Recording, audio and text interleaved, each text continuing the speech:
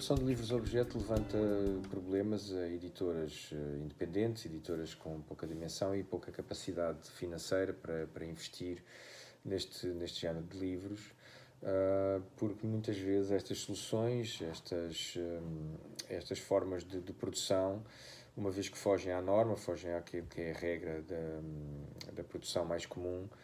acabam por ter custos mais elevados. De qualquer forma, esses custos podem ser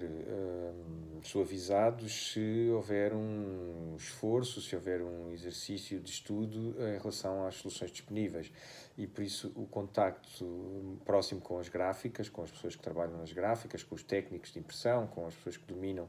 aquilo que são os processos de produção de um livro, pode ajudar a ultrapassar estes constrangimentos. De qualquer forma, assumimos sempre que são decisões que são tomadas tendo em conta vários fatores que precisam de ser equacionados, tendo em conta o ponto de vista, tendo em conta o quadro geral do funcionamento de uma editora no que diz respeito ao mercado. Ou seja, estes livros à partida terão uma produção mais cara, o que quer dizer que muitas vezes o seu preço de venda também será mais caro e, portanto, isso dificultará o acesso a um público que no nosso mercado, sendo um mercado pequeno, já compra muitas vezes os livros a um preço elevado. Mas, como eu dizia, é possível contornar estes problemas. Este caso desta coleção é um exemplo disso. É um objeto que não tem custos muito elevados de produção e, portanto, que nos permitiu explorar outras formas de narrativa, outras formas de trabalho artístico neste domínio dos livros, outras formas de contar histórias, através de imagens, neste caso, sem que isso representasse um investimento muito pesado e, portanto, sem que isso pusesse em causa, sem que esta escolha pusesse em causa o nosso funcionamento como editores e a nossa capacidade de venda dos livros e de fazer com que eles cheguem ao nosso público. Este é um caso curioso também,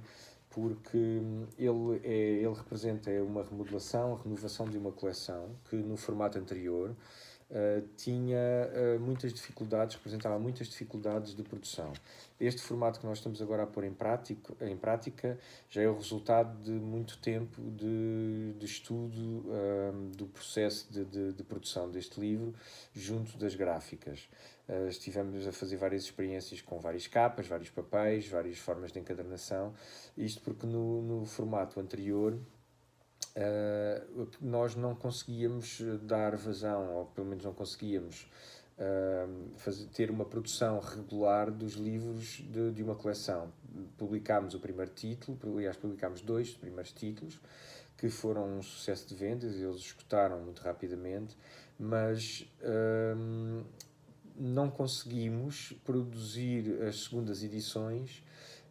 num espaço de tempo curto que seria normal para livros que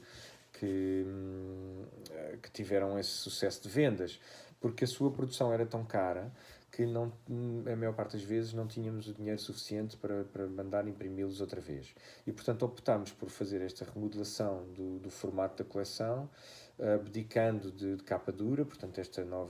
novo objeto terá capa mole, será desdobrável, e não achamos que por isso o objeto fica a perder na comparação com os livros anteriores.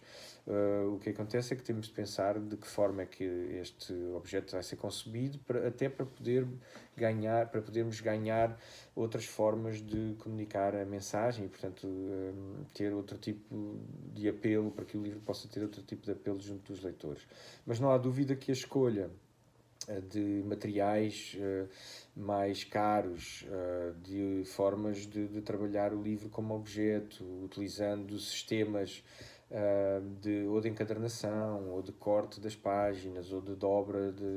do formato, fica muitas vezes posto de parte nas nossas escolhas como editores, no meu caso, como editor de uma editora independente de pequena dimensão no mercado que é o mercado português, que é por si só também um mercado pequeno. E, portanto, a vontade e a capacidade para pormos em prática este tipo de produção está às vezes limitada o que faz com que nós tenhamos de recorrer também à nossa imaginação para contornar estas limitações que são as limitações financeiras. E isso, de certa forma, também não, quer dizer, não nos prejudica de maneira nenhuma, porque é exatamente com a imaginação que nós trabalhamos para fazer os nossos livros e, portanto, estes constrangimentos muitas vezes acabam por representar oportunidades de pensar em objetos diferentes que acabam por ganhar o seu espaço